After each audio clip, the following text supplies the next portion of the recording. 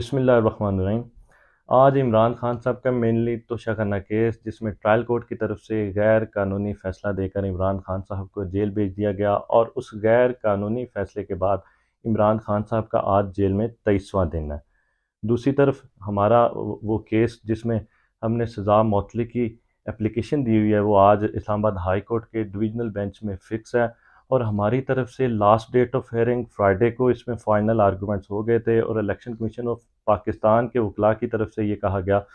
کہ ہم بیمار ہیں اور فائنل آرگومنٹس نہیں کر سکتے۔ لیکن آج ہم نے اس بات کو میک شور کرنا ہے کہ الیکشن کمیشن آف پاکستان کی طرف سے کوئی بہانہ نہ بنایا جائے، ان کے وکلاء کی طرف سے کوئی بہانہ نہ بنایا جائے، تاکہ اس پہ فائنل آرگومنٹس جو الیکشن کمیشن آف پاکستان کے رہتے ہیں وہ آج اسلام آباد ہائی کورٹ میں وہ کریں اور اس میں فیصلہ دیا جا سکے۔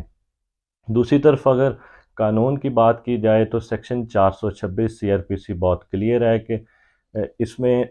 اگلی پارٹی جو رسپونڈنٹس ہیں ان کو نوٹس کیے بغیر بھی عدالت جو ہے سن سکتی ہے اور اس پہ فیصلہ دے سکتی ہے۔ تو عدالت کو چاہیے کہ آج الیکشن کمیشن آف پاکستان کو اور ان کے وکلاء کو اس بات پہ پابند کرے کہ ہر صورت اس پہ فائنل آرگومنٹس کریں، کیونکہ شارٹ سینٹنس ہے، اس نے اسلام آباد ہائی کورٹ اور سپریم کورٹ آف پاکستان کے فیصلے پہلے سے موجود ہیں، تو اس کو مزید ڈیلے نہیں کیا جا سکتا اور قانون کے مطابق آج فیصلہ کیا جا سکے۔